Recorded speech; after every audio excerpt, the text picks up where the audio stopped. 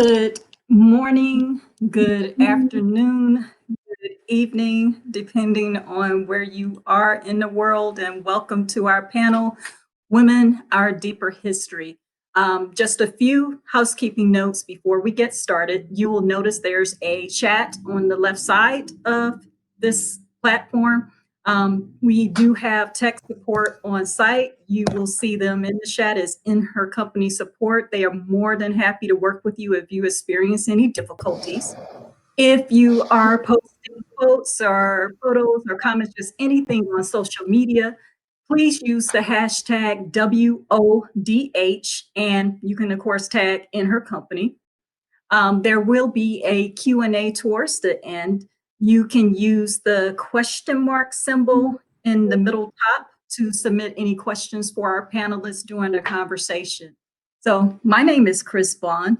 I will facilitate this afternoon's discussion. I am a published author of stories featuring strong female characters, a consultant to multi-passionate women, and the creator of In Her Company, a growing platform for women to discuss how they create, build, and live. What we will hear today is a larger story of women, not simply what we do on the day-to-day or how we have been tugged at, pulled, or taught what to believe by voices other than ours, sometimes in ways detrimental, but how perceptions shape the way we respond to one another, and sadly, to the point that many of us no longer recognize one another as sisters. Hopefully, this panel will light even a small spark and feel the need to reconnect to ourselves and others in a world that is extremely divisive at the moment. And also that you will benefit from the insight and wisdom of our panelists, maybe glean a few moments from the shared history that they will lay out before us to find a way back to yourself and to us, your sisters. We are so much better than this. We are stronger than this. I wish we could say that we've forgotten who we are, but there's so much history that we've never known. So let this be the first step on a new journey of intentionally living a better her story now and in the days to come, and one that does not repeat the mistakes of the past, but that encourages us forward together. So we assume that you've enjoyed the panelist introductions that accompanied your registration. With that, each panelist will now give their 1-minute introduction, and we will enter the conversation from that point. Nicole, would you like to start? Sure. Hi, everybody. I'm Nicole Evelina. I'm a USA Today best-selling author of historical fiction, historical fantasy, nonfiction, and one piece of women's fiction. My stories, regardless of the time period that they're set in, focus on strong women. My tagline is stories of strong women from history and today. And I enjoy telling the stories of little known or unknown women, or telling stories that we've heard before from the male perspective, from the female perspective. I've done a lot of research over the years on women's history, and I am planning to get my PhD in women's history and American history with a focus on the suffrage movement in the United States. So hopefully that'll be happening in the next couple of years. That's exciting. Yeah, it is. That's real exciting. You go, girl. Kathleen. Hi, I'm Dr. Kathleen Funk. I'm the owner and founder of Acufunkture Integrated Medicine. I am a 4th-generation traditional healer as well as a functional medical practitioner. We specialize in women's health specifically because I truly believe that women deserve more than just shots, pills, and surgery to balance their hormones. And so we focus and specialize in natural ways to rebalance ourselves from the inside out. Awesome. Awesome. And thank you so much for being a part of this conversation. Thank you for having us. Thanks for having me. Of course. Can't have this conversation alone. That is true. It's mind-boggling to me. It really is that women are half the world, yet so little of our history is actually out there, yet alone known. So I'd like to start this discussion by talking about how this can be, especially in light of traditions that have been handed down verbally and languages known only to women like Nushu. So, are there factors that we don't typically consider, or have we in some ways been complicit? I mean, I'm happy to start. I think we have, in a lot of ways, been complicit, and in some ways, it's without even knowing it.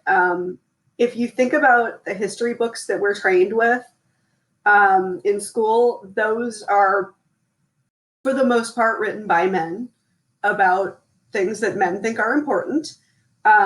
They leave out so much of the female story. I mean, you may get a famous woman here or there, a certain Sojourner Truth, a Susan B. Anthony. You'll hear about Betsy Ross and the flag, Queen Elizabeth I, people like that. But there's a whole different side to even those same stories that are in there. You have stories of war, but there are women who are involved too, even if they're not on the front lines. There were a handful in most wars who did pass as men, which are really fascinating stories in and of themselves. But you had women who followed those armies. They cooked, they mended, they nursed, they provided other entertainments. There's so much. We're trained from little on with those books to only focus on that perspective. And in talking about, the oral histories, I think the problem there is those are kept so close knit to the families that they're not made public. I mean, I would love to see women tell, even if it's just a short paragraph, what are the traditions in your family? What are the stories that have happened? Like, my grandmother is almost 90, and she's just recently started opening up about, she survived World War II in Austria, and so she's only recently started opening up and telling some of those stories. And to hear what she and my great grandmother and great aunt and great great grandmother went through is incredible. And, of course, it has more meaning to me because they're my blood relations, but it's not saying it wouldn't have meaning to other people.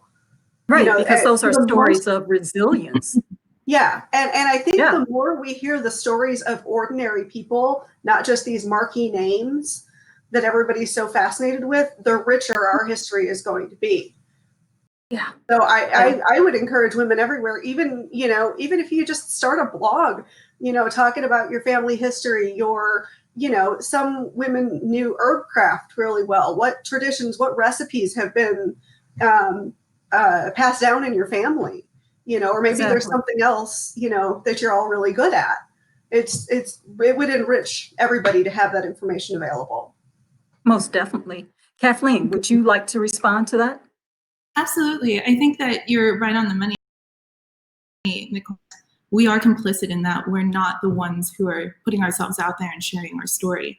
I know that I recently had a conversation with other traditional healers who have had their medicine passed down to them for generations as well. And we all sort of agreed that, it's interesting that most of the books in esotericism and medicine and even shamanism tend to be written by white males. And it's Yes, certainly never people with no background in the subject. So it's always like some dude who traveled to China who met with some healers, studied for 5 years, and decided to write a book. And here we have these young women who I'm part of a group of, and we've been living it all of our friggin' lives. But yet we still find it's so sacred that we can't speak about it, that we're not quite willing to put ourselves out there and perhaps write a book on it, specifically because for us, it's such a part of a way of life. It's our identity, it is our spirituality. And so to put it in a book and to minimize it in a certain way is almost disrespectful to the culture. And there is because there comes a certain reverence with that. for the people whose history and culture that is. And that's what's missing in the retelling oftentimes. In fact, that's exactly how we got Memoirs of a Geisha. That was, oh Yeah. my gosh, I think it's about 2 decades ago now. A guy happened to go over, he befriended a woman who was a geisha, got her to reveal, their secrets. And wow, her country turned against her for that. Exactly. Exactly. Yeah. And the thing is that there is also this fear that if we put our things out there, if we put our spirituality, our way of life out there, it will be misappropriated, as it so often is. And it will be taken out of context, as it has historically been as well. Mhm. And so there is that sort of fine balance that we're trying to find within ourselves. Like, do we put ourselves out there and risk that and risk diluting our culture? Or do we keep it to ourselves and hang on to the little parts of it that we have still?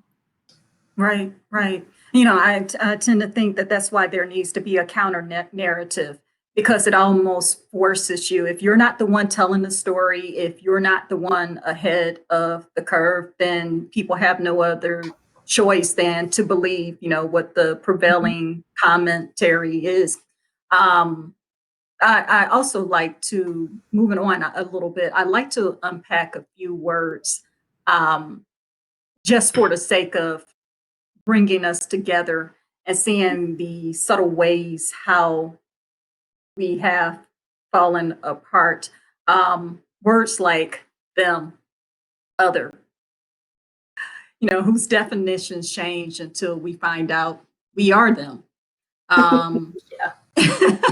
And then craftier words. And this one is an old one, of course. I haven't heard it in a few years at least, but words like Indian giver, which ironically, the Indian giver was actually the white man who took everything back.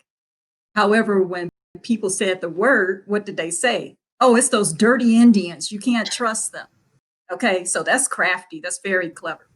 So, how do we go about is not only examining, but being aware of these similar lenses and removing them, reshaping and reevaluating the perceptions that we have so that we can see one another clearly.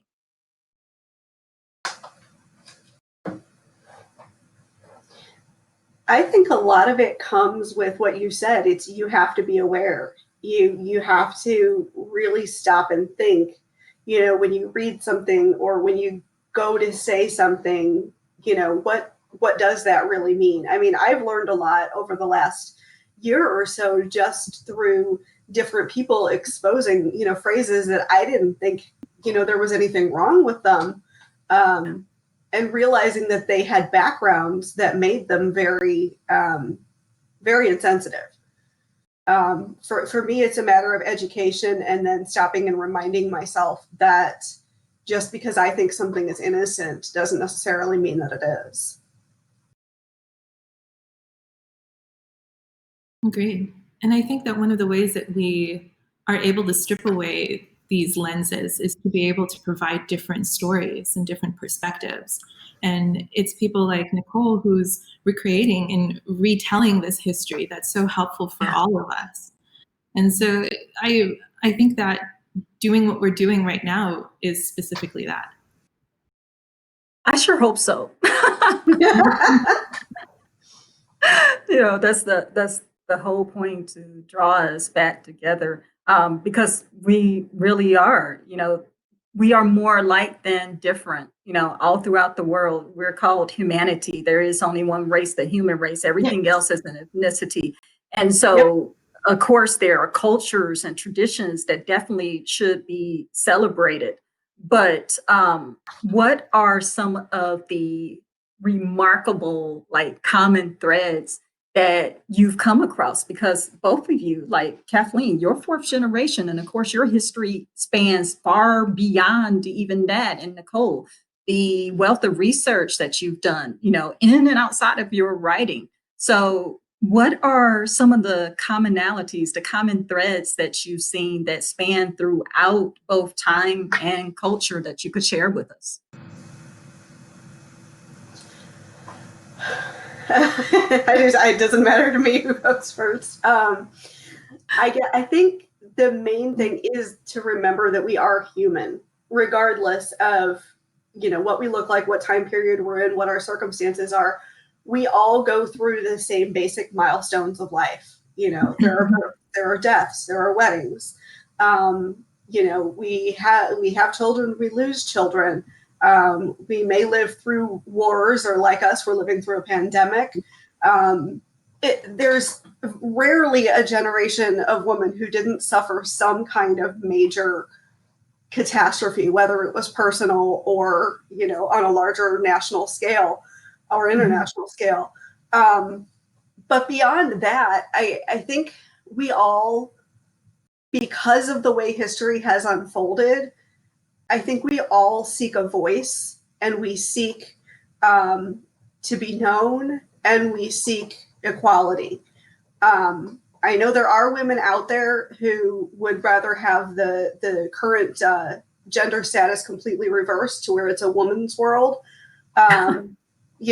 versus a man's world. But I think most women just want equality because it's us together. There is definitely value in both sexes, and anytime one dominates another, there are going to be huge issues. I think I'll stop there. I'm curious to see, Kathleen, what you have to say. Yeah, I think that coming together is most definitely the thing, the thread that I see throughout history, because I don't think there is actual scientific evidence that women biologically tend and befriend when they're going through something. And that's how we cope. That's how we get through these catastrophes. And not just women, but also femme-identifying people. And so while men have a more biological impetus to isolate and perhaps compartmentalize, women are very much this, let's integrate everything. And so as women, if we feel the need to push out and say other or them or this is not me, then I truly believe that we're actually going against our own biological impetus, our own natural state. Mm-hmm. Yeah, I would totally agree with that, because regardless of the period or the location, you do see a type of sisterhood, whether it's the red tent in the Jewish tradition. You have the ideas of groups of priestesses in various cultures. You have nuns, sisters, whatever you call them, in the Catholic Church. And it's not just a religious thing. I mean, women have come together around the hearth fire, around the well, for thousands and thousands of years. And it wasn't just to gossip. It was to provide that sense of community. And that's something that I think we're missing, but I think we're slowly starting to get it back again in the 21st century, or at least I hope we're moving in that direction. And I love that you brought up the red tent too, because even then on a physiological level, when we're around women for a period of time, we tend to sync with our cycles. We do. Yes. Yeah. Oh my gosh. Yeah. We used to hear that all the time in college. It would be two girls at the time sharing a dorm room, and they're like, hey, something strange happened here. But yeah, I mean, that's interesting. That's a whole nother conversation though. So Nicole, you said that women tell their stories through words and action, but also through their hopes, fears, and longings. What are we longing for? I think we've kind of touched on a lot of it. I think we're longing for that community that we've lost. I think we can feel it in our blood, that it was there for our ancestors, but it's not here now. We're longing for that voice. And women, regardless of whether we are physical mothers or not, we mother everyone else, I think. I think it's part of our job, as women. I think we long for, at least most people, long for the best for everyone. And we want to see people nurtured, protected, supported. And I really think one of the ways that we can do that the strongest is by coming together and supporting each other. Yeah, like what we're beginning to do today, is interesting. We've seen technology increase exponentially. Even that word is kind of pales to say the extent to which technology has grown and become increasingly and continues to increasingly become even a larger part of our lives. And we have all these tools now to bring us together, yet we are more divided than ever. And I find it interesting that things that may have been looked down on are either 30 years ago when the technological age, and I'm talking about the computer, started really taking off. And back then people were reveling and saying, hey, you don't need a letter, send email, or you don't need, a phone call, and get, well, Vonage was in the house, but, use the VoIP or use, like Google Voice or, all these other services. And it was Novell. But now people are like, I miss the handwritten letter. Mhm. And able to gather with the friends. And these are the things that technology can in no way replace, even though the hope was initially that technology would mirror some of these things. So, like, even with what we're doing right now, this is the next best thing to being there. And we greatly Right. appreciate technology, but I think that we are beginning to realize that even then, it's not going to replace the human relationships. It's not going to be a replacement for actual community. And Right. so we still need to be able to connect with one another, face to face, sister to sister, and to actually have relationships rather than the surface, hello, I'm fine. Yeah, Yeah. So Well, and that's just it. It's all of that technology, as convenient as it takes that personalization out of it. And that personalization, when you're, whether or not you're seeing the person's handwriting, I mean, you're seeing a bit of them when you're looking at that page. I say that having looked at, the handwriting of people who have been dead for hundreds of years. It's the closest connection I can get to them, yes, because everybody's yeah. handwriting is different. It's, and you're knowing that that person touched that paper, and it's something that you may not think of consciously, especially when it's a note from your best friend or something like that. But even the notes that we would pass in high school, I kept Oh some of them gosh, I remember those. they have meaning. Do they still do that? I want. I don't know, to be honest. I think probably text each other, but I when we gather in person right now, let's just put COVID aside. Yeah. When we gather in person, there's an exchange of energy that happens, and that is so vital, to us in many different ways. It's bonding for us. It's strengthening. To me, it's similar to, like, when you give somebody a hug, that's an exchange of energy. Yeah. um, it's there's no substitute for it. Most definitely.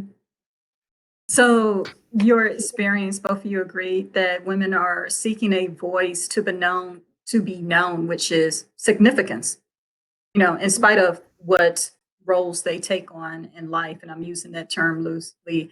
And equality, which in her company, uh, we see equality as every woman's God given right to be fully in everything that she can be and to step into her place and step into her power, because that makes the world better, family, society. It makes the world such a better place for everyone.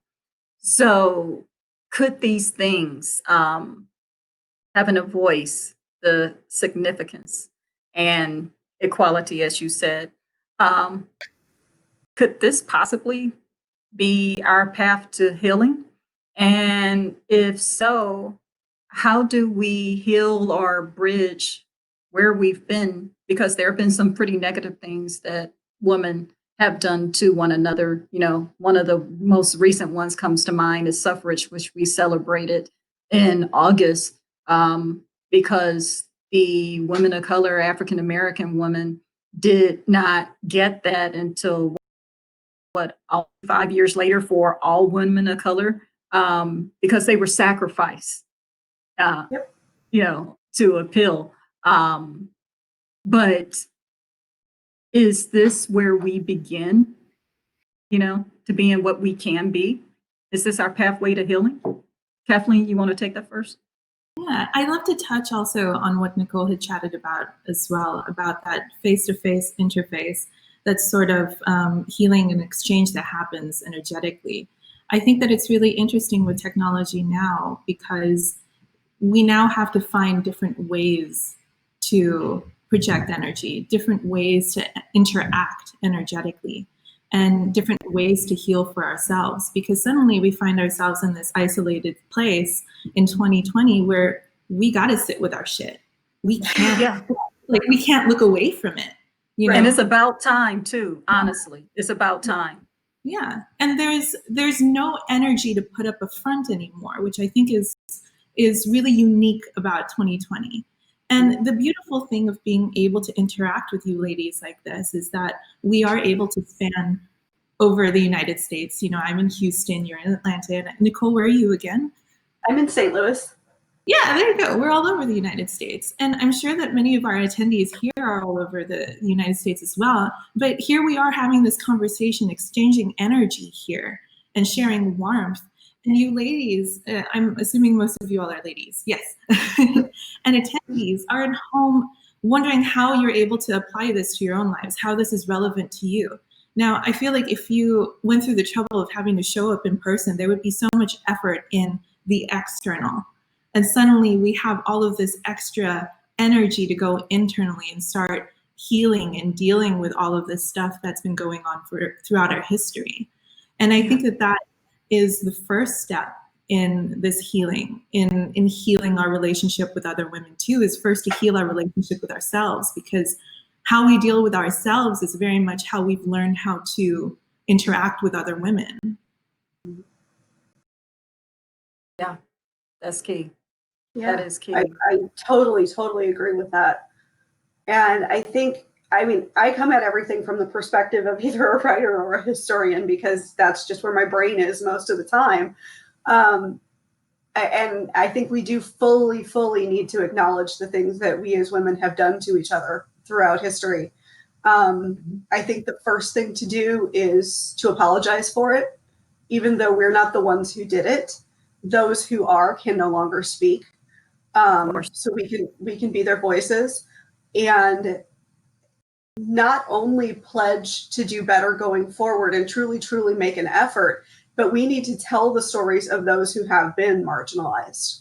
And it's obviously, especially when it's an issue of, a group of people who were ostracized because of race or religion or, something like that. It's obviously culturally best if they can tell their own story, so that we don't risk, somebody like me doesn't risk appropriating something or just being insensitive in ways that I wouldn't even realize. But we need to complete that history. I mean, we've done terrible things to each other within races, within groups. The thing that popped into my head of all things was the Salem witch trials. That was women, albeit young women, accusing other women, mostly older women, mostly those who were on the outskirts of their community, of horrible crimes. They ended up dying. And that was not the only instance of that, around the world. Some of the others were more led by men than they were by other women. But, how do we take the lessons from those past mistakes and verbalize them so that we're aware, that we made those mistakes, and then learn from them to be better in the future. I think I think there's a lot of introspection and thought that needs to go on in the female community at large. And as you've said, this is the perfect time for it because we don't have all those things to keep us busy and keep us away from that sort of thing. And it does start with you. It starts with, what have I done? And then you move outward, into your family and outward into your country. And, perhaps that's when you start looking at something historical. And of course, that part, the historical part won't apply to everybody. It won't appeal to everybody.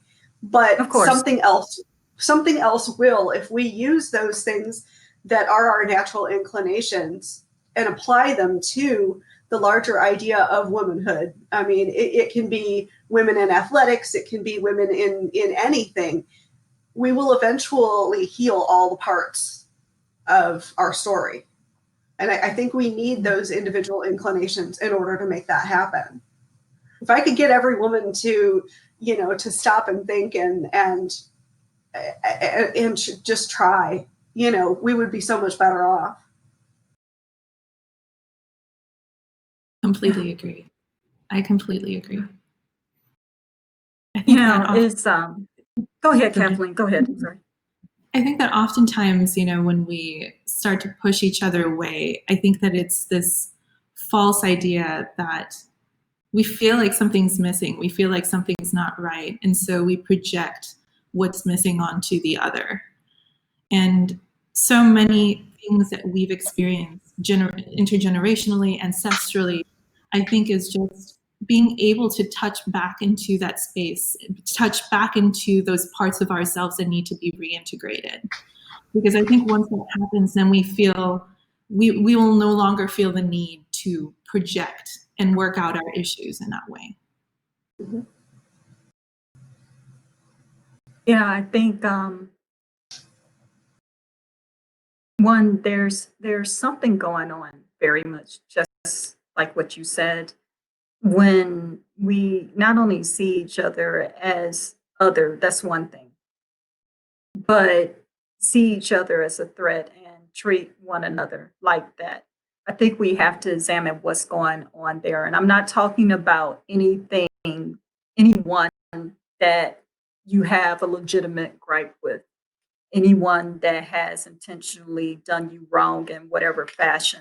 I'm talking about the knee-jerk reaction that you see someone or you hear someone, whether that one is represented by a group that causes you to remove yourself or to dislike, to hate, whatever it is, to see them as anything but your fellow sister. I think also that while, yes, you are 100% correct that the people who've done things in the past, Susan B. Anthony, Katie Stanton, whoever else was involved with suffrage and, some of these other atrocities over time. True enough, yes, they are no longer with us, but the biases carry on. Mm-hmm. And so we have to be strong enough, like right now, when everything has been stripped away, to say, what is this really about? Or what am I carrying forward? Because it's another thing it's one thing to be friends at work or to go to church on Sunday and everybody's together. But if you're at work, how do you treat these same people on a weekend? And once you leave church, the person you just shook hands with, who's a person of color, what do you think about everybody else who's who's another person of color, the other 6 days of the week? So we have to examine that. Also, history, it may not have an appeal, but we all have our family history. Sure. And can we get honest, even like you said, within our own families? I've run across incidents where, because, I had to find out my own genealogy after being adopted, which I found out I was adopted like 10 years ago now, had no clue. But in genealogy and meeting relatives that I had no way of knowing ever existed. I can't tell you the stories that I've heard within my new expanded family alone of people who thought that their relatives, great great uncle so and so was, an awesome businessman. But what the family never said, he was an awesome businessman because he either stole property from these people or he killed these people or he made his fortune off of free prison and slave labor, which carried its own injustices.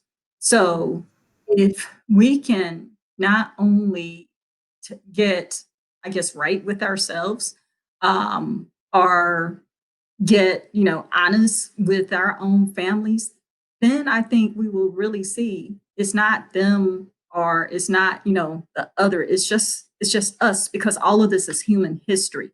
And we can't continue to deny it or not address it and hope for that, the great by and by. It's not going to come without some kind of reckoning.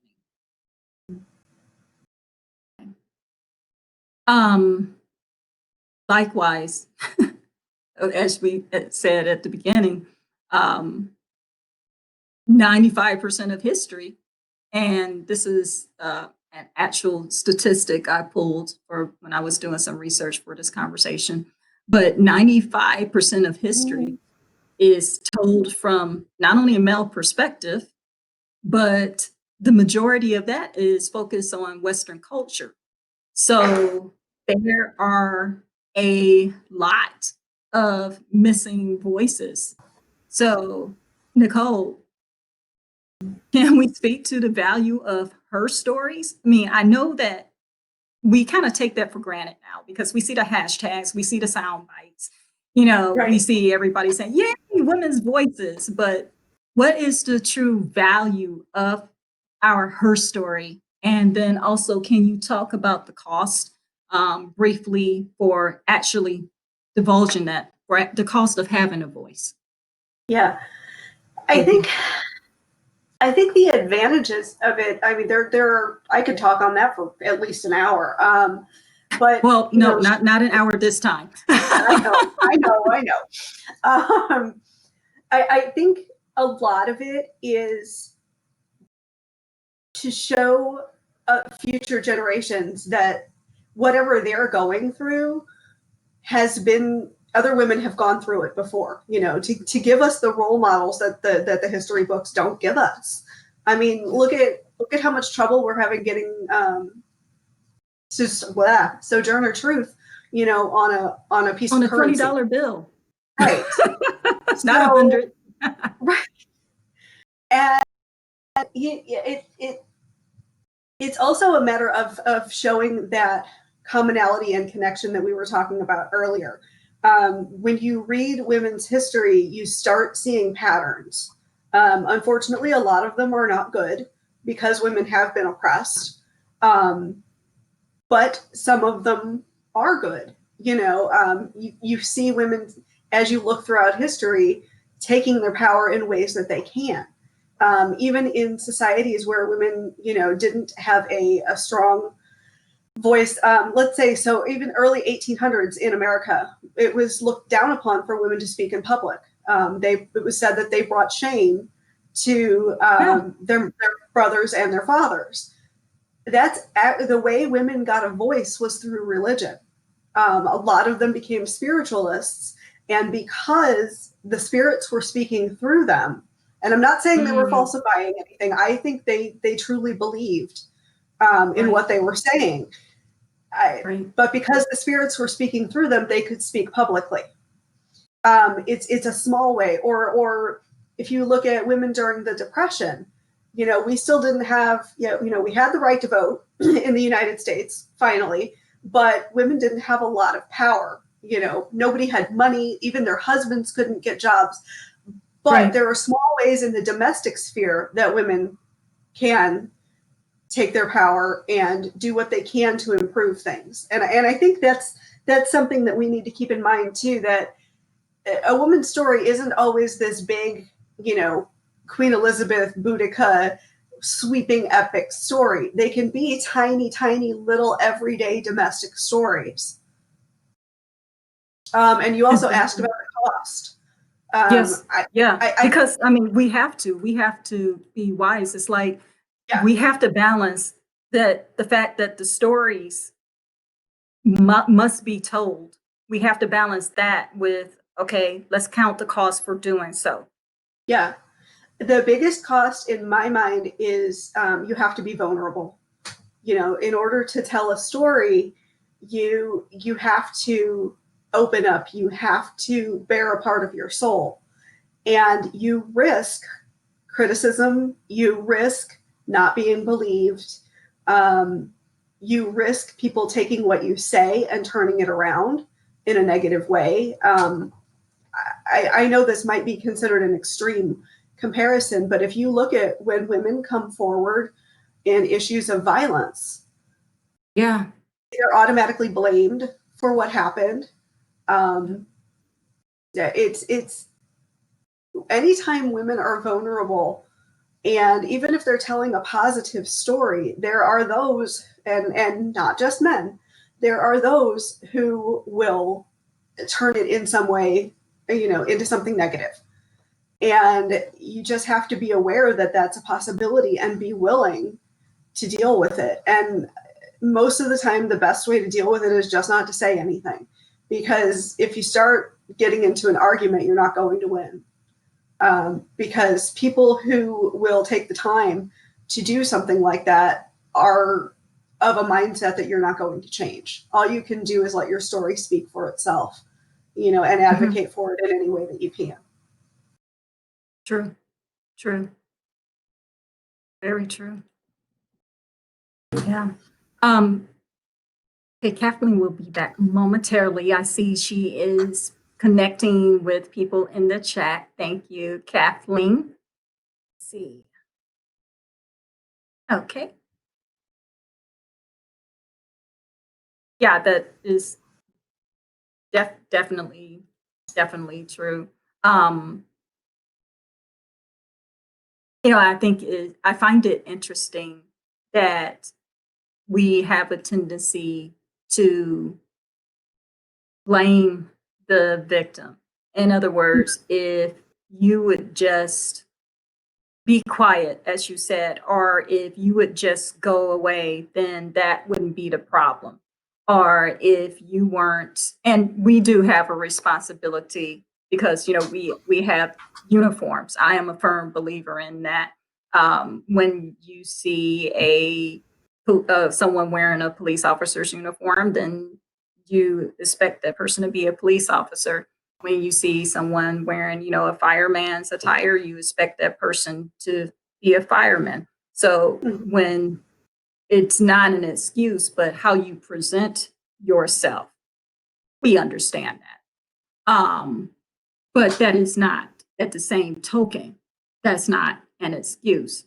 So the more fully that we own who we are and are accountable and responsible for our actions, then if we can do that, surely you can too. Surely you can more so, especially if you are in a position of authority, power, abuses, the huge, what was it, the Me Too movement. But when celebrities started coming out about things, that took a totally different turn. But it was interesting because people had known this stuff for years. They've known this stuff since television first got started. And here we are, what, 60 years later? Yeah. It's like, what's going on with that? What you said made me think too, you know, we've spoken about everything so far from the female perspective. And it's not that men don't have a role to play in all of this as mothers or aunts or other influential women. I think we have a responsibility to teach our boys how to properly treat women. Exactly. You know, to treat them with respect. You know, that you don't, you know, violence is not the answer, you know. Exactly. I personally think there should be no violence between men, but the likelihood of that happening anytime soon is slim. But if we can at least start with the proper way to treat a woman, that's a way of creating a more peaceful society. Exactly. And quite frankly, showing respect for half of the population.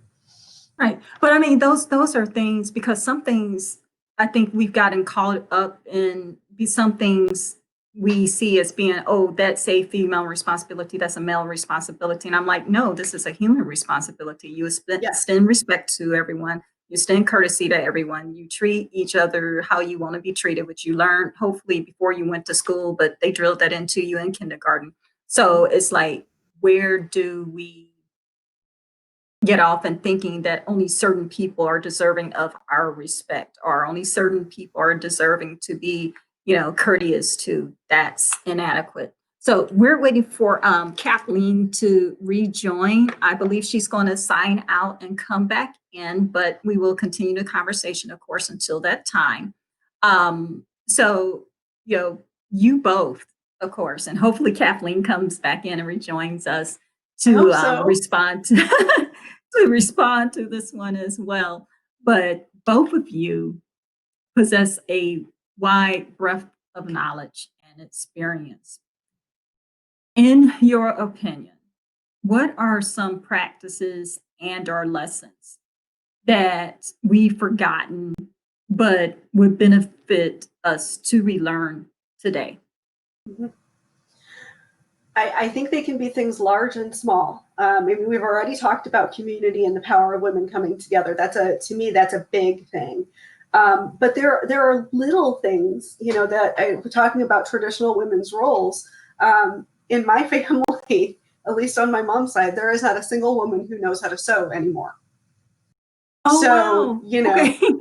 We lost that somewhere. I don't know. I guess with my grandmother. My mom can do a basic hem, but I can't even put on a button. So, there are practical things. I can do buttons. I can't. Yeah. But my hem and sewing is like,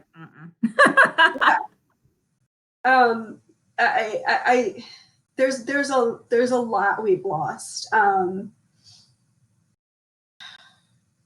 Trying to think, I had other examples in mind, and of course they're now fleeing out of my brain.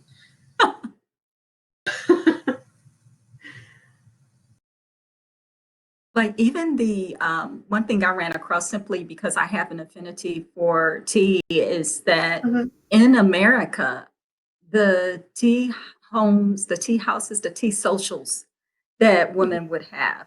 And on the surface, it looked like, okay, they were either women whose husbands owned businesses, they were in commerce in some kind of way, or they were, wealthy. But these women came together intentionally because they knew that this was the way. Yay! Right on time. I knew I was gone. Oh, wow. Okay. Yeah, they were still connected. And so I was just waiting for everything to come back on. No. Crazy. So that is fine. Hey, you're back. What we are discussing is and you probably heard it in the chat, but just a brief recap. What we're talking about is that within your breadth of knowledge and experience, I'm asking your opinion on what are some practices and or lessons that we've forgotten, but would benefit us to relearn to this day and learn today. And so I was sharing was that the tea socials that happened in, the 1800s, the 1900s, in particular, right around that turn of the century, they were not just gatherings of wealthy women. They were not just gatherings of women whose husbands happened to be businessmen or who were otherwise bored. These were the places where women came together, not only for community, but for social change. Here's where they got their needs met, where they got, would say, okay, this is what we're going to work on and discuss with our husbands this week, in however limited fashion may be that they were able to approach their husbands at that time.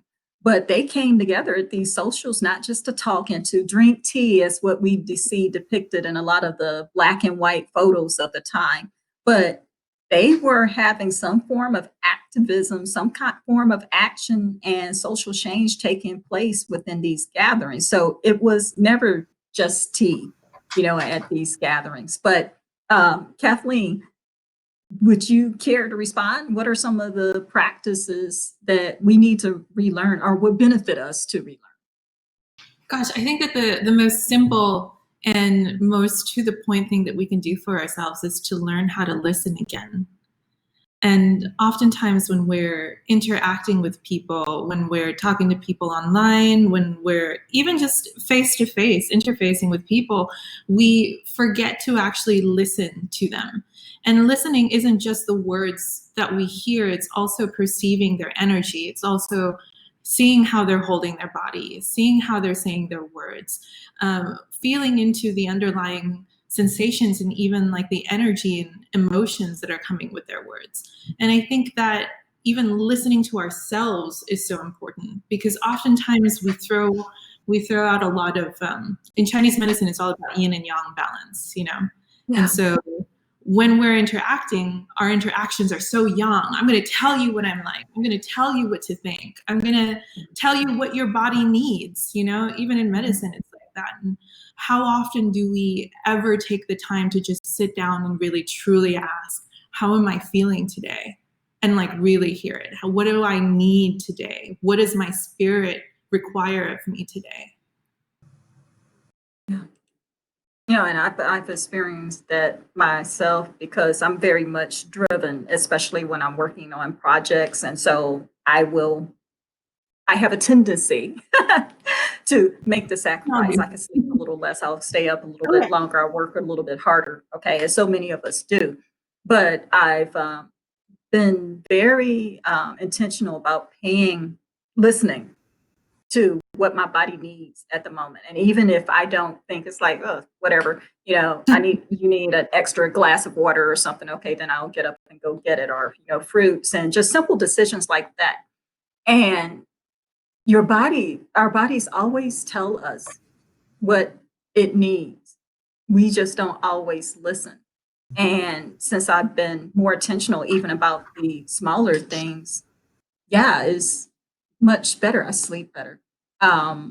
I have, more energy. So these are some of the cliche things, but just the flow and the rhythm of the day is so much better. So why we even fight ourselves, we understand the reasons, but that's not a learned long term, it's not a good thing. So yeah, no, I agree. I think the Chris, part of go ahead. Oh, I'm so sorry. Go ahead. No, go ahead, Kathleen. I feel like part of our job as our mothering and helping other women and coming together and bringing ourselves together is also to call each other out on each other's shit, kind of like what you were saying, Chris, but not so much in the yang sort of aggressive sort of way, but like when you ask somebody like, hey, how are you doing? And they're like, I'm good. Everything's fine. It's not. I hear it in your voice. Right. Like, it's my job to go, okay, let's take a pause here. What's actually going on? I want to actually hear from you. I want you to share with me what's going on with you so I can help. Mm-hmm. But you go ahead. Nicole, I'm so sorry. That feels very much to me like, I was going to respond first of all and say, to me, that feels very much like we need to break down each other's walls. Fine, I'm totally fine, everything's fine. That's a barrier, that we put up to protect ourselves from having to deal with what's really happening. Yes. Or having to be vulnerable to another person. Yeah. So no, what I was going to say earlier is I remembered one of the examples that I was going to give of things that we need to relearn. It's more of a kind of societal deprogramming thing, but I think as women, we need to remember that we are not each other's competition. Yes. We are there to help each other. For hundreds of years, if not longer, probably longer, we've been taught we have to compete, especially over men. And it all had to do with, the marriage, contracts and, getting the most valuable husband and, you know, enriching the family and whatever else. But things have changed so much. I mean, I guess that had its own value. I don't think it was right, but it had its own value for the society at the time. But I mean, that's ingrained in us now. And, you know, there are plenty of men or other women or whatever, you know, your persuasion happens to be, we're not, we don't need to fight. You know, we need to support each other, you know, be the wing woman, you know, instead of, you know, getting into a cat fight, you know. Right. And that really does extend beyond just, you know, the idea of finding a mate. And honestly, we're doing much better about this as a culture, but we need to also admit that not all women are meant, you know, to be coupled up. Exactly. You know? Exactly. So some people are totally and fine that's with okay. Yeah. That is okay. It doesn't mean that there's something weird or wrong or exactly. It's personality, you know, as much as anything else is. Exactly. It's funny you mentioned that. I'll share this briefly after Kathleen has her say. Oh, I'm so sorry. I keep on talking over y'all. No, that's okay. Nicole, I think that you brought up a really wonderful point too about vulnerability, because somehow, you know, as a modern woman, being vulnerable is not a good thing anymore, or it's not explicitly said, but it is also like kind of understood. You don't cry at work. You don't feel your feelings. You are a strong, independent woman who does not cry. And it goes into a definition of femininity. Right. And we're making these things, we have these words again. You know, at one of the exercises that I do when I work with women is associations. Like you have a word as simple as, say, like money. To some people, you say the word money and they automatically associate, oh, job. But they never ever considered, like, no, how about you having your own business, you using your gifts and talents? So income does only come by way of a job. And so these associations that we build with things, we make them into something that they aren't. Like there's more than one way to be a woman. No one woman, I don't care how great she is, I don't care how many followers she has. No one woman has to cap on womanhood. No. We have strong-willed women. We have women who are, you know, hyper feminine, you know, who likes the frilly stuff, the whole 9 yards. We have, you know, loud, viewed as aggressive women. We are just ourselves. And so the more that we can come into our own and allow us to be one another, then that allows even men to be who they are. They don't have to live up to some sense of hyper masculinity. You know, and then we find each other. It makes it easier for everyone. So just be you, because everybody else is taken. You can't be them. Yeah, and I've found that a lot of times men are threatened by women who are willing to be themselves and willing to be who they are. I mean, I've been told that which is actually by the same person, the most authentic person that this person had ever met, and also the most intimidating. And I'm just being myself.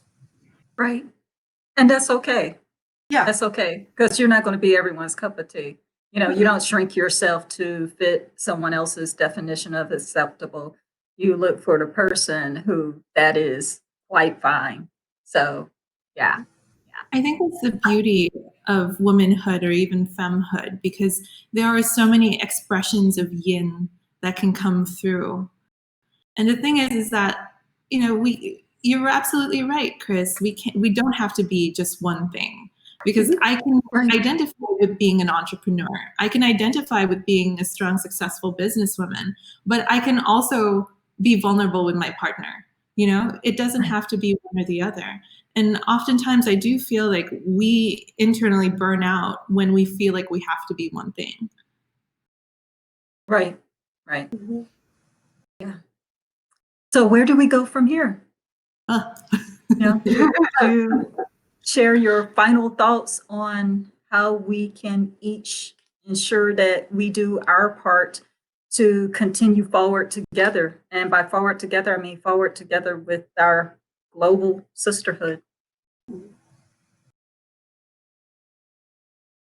For me, it's a matter of, and again, I look at things from a historical perspective, but of doing what we can to get those women's stories told and to tell our own, because I don't think we should burden another generation with having to tell our stories. We should tell them and make them readily available. I think one thing that is really important is helping the younger generations of kids understand that history is broader than what they may see in school, because I mean, I don't have children, so I don't know what the history books look like now. But 20 years ago, when I was in high school, they were still very white, very dry, very male oriented. If most still are. I homeschooled for 20 years. Okay. I can tell you most still are. if we can supplement until our history books are rewritten, and I don't know when that's going to happen or how. Good luck. If we can supplement with the stories of women and marginalized people, whether that is the teachers in school doing it or the parents or, right, God forbid, the churches, but that's a whole different story. In any way that we can instill that sense of diversity and importance in the younger generation, the more likely we are to be able to eventually experience systemic change. Because I think if you're brought up with something like that from a young age, it's kind of like learning a language from a young age. You're more likely to carry it on throughout your life, versus those of us who are learning it midlife or later. Right. Thank you. Kathleen? I think that it really starts with ourselves and starts with healing ourselves, because I think one of the best things that you can contribute to society, one of the greatest things that you can contribute to society, to womanhood, to the world, is being whole and healing yourself. Because, at the end of the day, if you're right with God, if you're right with yourself, if you're not projecting your hurts onto other people, you're not trying to pick fights, you're not trying to take away other people's power because you have your own. Exactly. That was a powerful statement. I hope someone used the hashtag WODH or tag in her company, and please, let's get that out on social media. That was a very powerful statement. So we are going to move on at this point to our Q&A. I'd just like to make a footnote here. On Instagram, there's an account called Remedial HerStory. Again, that's Remedial HerStory. And Nicole, this is two women who are working on the inclusion. They're actually developing a K through 12 curriculum that includes women's stories alongside the stories that we've all grown up with that were taught in school with the history books. So if anyone's interested, you might want to take a look on Instagram, Remedial HerStory. I just wrote that down. And if you could, I've seen a little bit of some of the messages coming through, but I can't look at the chat and speak at the same time. If you could give us kind of an idea of what people have been saying, if there's anything in there that we need to respond to, in addition to the formal questions that have come through. Of course.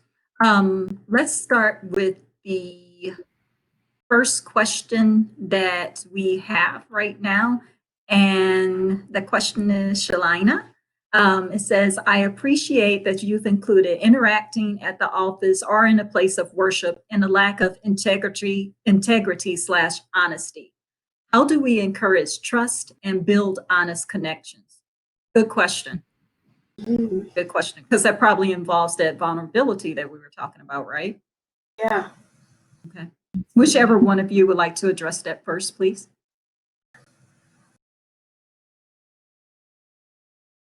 It's like the $1 million question. It's like I'd have to sit there and kind of think about it. I mean, it's hard.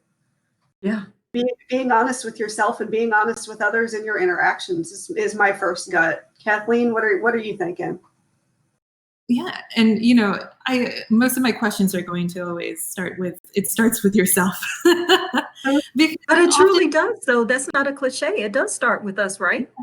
Truly, because when we have trust issues, oftentimes that trust issue starts within ourselves. We all, especially as women, innately have this tap into our intuition. It just comes more naturally for us. And oftentimes we're told as a young child that, no, don't trust that. No, you're wrong. What you're feeling isn't right. And so we start to distrust that voice. And so we start to trust other voices instead of that as we grow older. Now, oftentimes those voices outside of us that we end up trusting end up letting us down. And so there starts our sort of cycle of distrust, and we keep on going to the next person and constantly being disappointed. But when we start to heal that trust, it really has to start here. How can we start listening to that voice? How can we start learning that I know where I'm at? I know where I am. I know what's best for me. And then we can start to decipher whether or not somebody is trustworthy a little bit more accurately. I think too, being aware that any type of trust, regardless of what the relationship is, involves being vulnerable, and it involves the possibility of being hurt if that person betrays your trust. But you have to stop and think, is this particular relationship worth that to me? And, and that could be a big question or it could be a small question, depending on what the relationship is. Yeah. Gleaning from the chat, Christine says that she'd like to hear more about how we connect women in the West to ancient wisdom. So how women in the West connect to ancient wisdom, and also how Western medicine leads women astray. I'm going to keep quiet on this one because I've had some instances over the years that have happened to, so yes. So while I thought that we were all having technical difficulties and it was just me, I actually answered. But I'm happy to kind of go over this in here too, because I think that like we had chatted about, in Western medicine, we view our body as Cartesian parts. Everything is separate. So we can like pop out the heart, fix that, and put it back in, and it's all supposed to work. Whereas in Eastern medicine, we have to consider, well, okay, if the heart is off, why is the heart not working? Is it not getting enough support? Is it not getting enough circulation? Is it not getting enough blood and nutrients? And so we see things more integrated and holistic in Eastern medicine. And I do feel that many people now are very tired of working with our current medical system. And oftentimes we get so many complicated cases, and I'm not exaggerating when I say that women will see 13 different specialists before they come through our doors and finally find relief. And oftentimes it's because they've gone to like an ENT, a neurologist, a cardiologist, and none of them talk to each other. All these individual specialists. Right. They're all good in their own like separate Cartesian parts, but nobody actually looks at the body and puts it together. And oftentimes the solution is much more simple than it's been made out to be. And so I guess a lot of what I do with my business and in my clinic is education, teaching people how to view their body in different ways, teaching people how to view their health in more holistic ways. And so that's kind of my impetus in the world. That's what I want to be able to do, to be able to share different ways that we can heal ourselves. Go ahead, Nicole. I was just going to say, from my perspective, the biggest thing that we can do for that ancient wisdom, first of all, if you're lucky to still have living grandparents or great grandparents or uncles, talk to your family, learn your family stories, learn what you can from those who are still around, but then read widely. There's a lot of wisdom that's hidden in books on cultural traditions. My brain is stuck on the Amish right now because I just finished a book that was set in in modern Ohio in one of their Amish communities. But the author did such a fabulous job of recreating the community. And they are doing things still now the way that things were done in the past. And there's a lot we can learn from that. You know, our technology has kind of undone a lot of that. You know, whether it's a traditional way of making a food or, you know, a way that we substituted for a technology that we didn't have in the past. And of course, if you're looking into, you know, spiritual wisdom, you've got writings from people from across the centuries. If you can get writings directly from the people themselves, whether it's an autobiography or, you know, that they left something like that, rather than something that's been interpreted through a third party, you're going to feel the wisdom a lot more on a personal level. Oh, yeah. In fact, when we were homeschooling, that's what I did when our kids studied history. We took them, of course, through the American history book, but when it came to the culture, we took the history books from that culture, because what we have to say on a matter in history is totally different than what the actual people affected by that had to say. So I was fortunate enough to be able to do that for them. Janet has made a comment, and then she also has a question. It says that, excuse me, she often finds herself speaking with women who feel that women who express their own power and individuality are not feminine. How can this denial be addressed?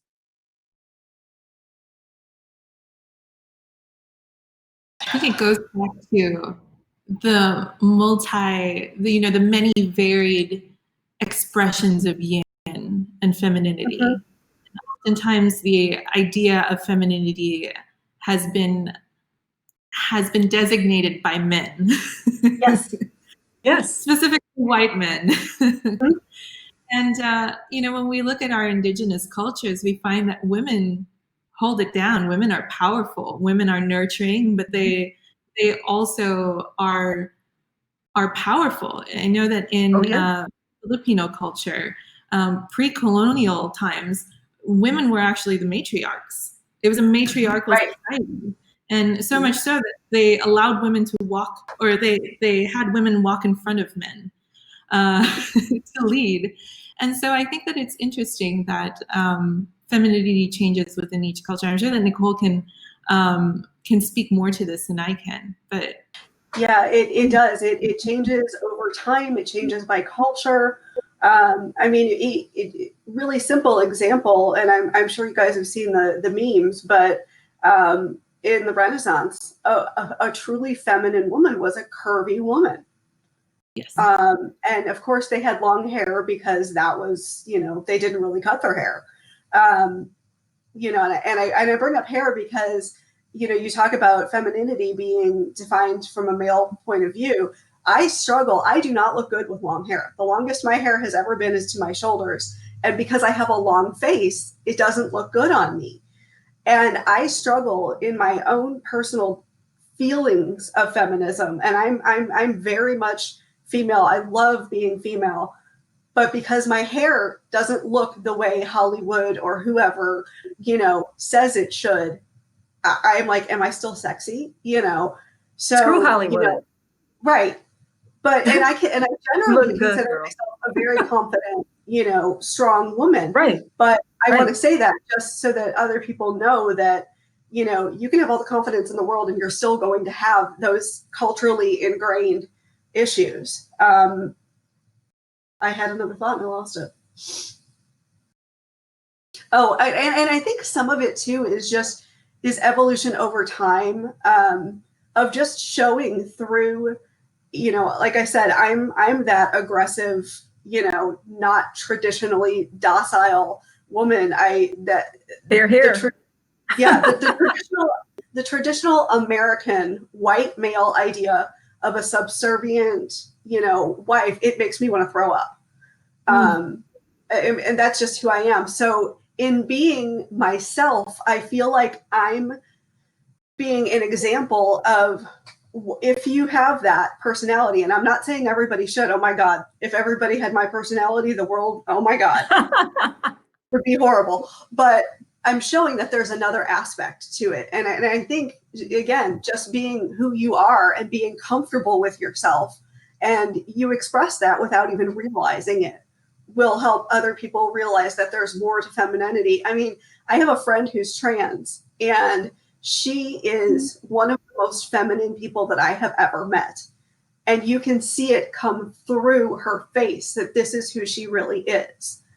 And she's done a lot as she was transitioning. I actually met her toward the beginning, and taking hormones and just talking about how the hormones have influenced her and made her more emotional, and having experienced the world on the other side, done a really interesting comparison of how things that we don't think influence us and influence the way we act and react and how we define gender, really are.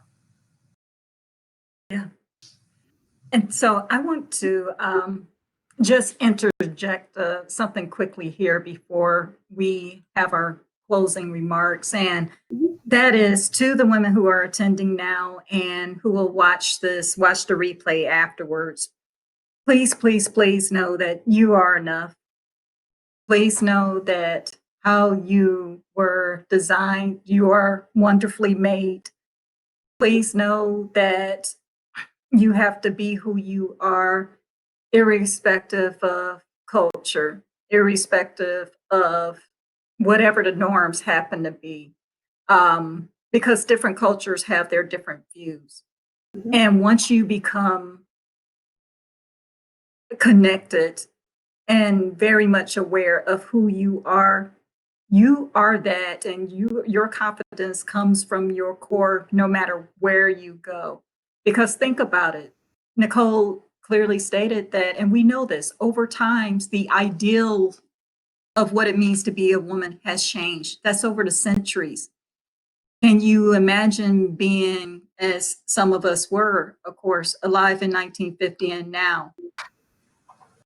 You got to know who you are.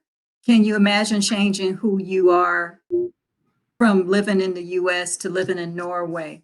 I have some friends in Norway. They view the women in America as being in slavery. They say the number one thing that holds American women back is that they care too much about what others can do for them than what they can do for themselves. So if every single culture has a different idea of what it means to be a woman, then to me, that means you must know who you are, because all these ideas are going to change. Don't try to curtail your life or confine your life to expectations that were created by other people. I give the perfect example of a woman's place. Remember that? Mhm. My definition of a woman's place is two things. One, anywhere God allows her to set her foot. And two, a place that was created for us, but not by us. Mhm. Okay. So please get in touch with who you are and just be that. Come hell or high water, just be that. Before we close, please, each of you, please share your final words for the audience and, of course, inform them how they can reach you after this panel. I kind of wanted to add, we talked about the idea of womanhood from a male point of view, but also don't try to what am I trying to say? Make yourself comply to another woman's perspective of what you should be. Right. If you think about, regardless of how you feel about her in general, the person who comes to my mind is Kylie Jenner. You think about she's known for, heavily contouring your face and, through makeup and things like that. And that may be her ideal of beauty. And if that's your ideal of beauty too, that's great. But you more don't, power to you. Have to, you don't feel like just because somebody is powerful or is in a position of authority or runs a magazine and tells you that this is what you have to look like or wear or whatever, male or female, you should be the one to make the decisions about your life because you're the one who has to live it. And I feel like the ideal of womanhood is being, regardless of whether you're physically female or you identify as female, it's being who you are. And how you guys can reach me, my website is NicoleEvelina.com. It's NicoleEvelina.com. So there's 2 E's there in the middle, just so that you're aware. I'm on almost all social media under the same name. My email address is nicole.evelina@att.net. I am willing to talk to anybody about just about anything. So yeah, please, if you have questions or comments, God forbid if I said something that upset you, let me know. I can't learn if I don't know. All in love. Kathleen? I just want to say thank you so much, Chris, for inviting us to this wonderful space and holding space for it. I always learn so much, and I always feel so edified whenever we come together. And Nicole, thank you so much for sharing your time too. You too. I know that I'm gonna hit you up randomly at some point because I just think that you're so freaking cool. Sure. And I love what you do. And I'm sorry, I'm going to take some time away from this because from my own sort of personal practice and my own healing, I've been doing a lot of ancestral healing.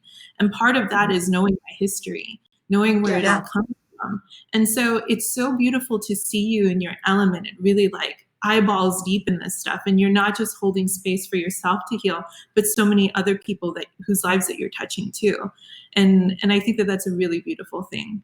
And way to reach us would be through our website. It's acufunkture.com. It's acufunkture.com. I am on Instagram at acufunkture with the same spelling. We do telehealth. We do a lot of botanical therapy for people outside of Houston. If you so happen to be in Houston, I'd love to see you in person. Hit us up. Thank you. Well, thank you so much for joining us for this discussion. And hopefully, as you can see, great things do happen when women gather. So this ends our conversation. If you would like to obtain a recording, it will be available after today's discussion. We will send that out to those of you who registered, and it will be posted on our website later. Our winners will be announced of our drawing for an autographed copy of one of Nicole Evelina's books, and for the offering that Acufunkture was so generous to extend to our attendees as well, that will remain ongoing. So I am Chris Vaughn. Thank you on behalf of our panelists and in her company. Hope to see you again. Bye, everybody. Have a nice day.